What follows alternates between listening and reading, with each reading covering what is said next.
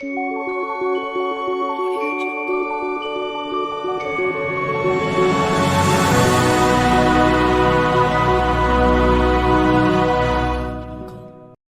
everyone, I'm Associate Professor Evie Kendal, the head of the Ethical, Legal and Social Implications of Emerging Technologies Research Group at the Iverson Health Innovation Research Institute, Swinburne University of Technology, and my talk will be on moral habitability for human space exploration. We often talk about the habitability of space and whether people will be able to breathe or eat or live safely in space. However, the parts that I'm more interested in are how do we live ethically in space? So what about the moral habitability? How do we maintain our own values as a species as we explore space?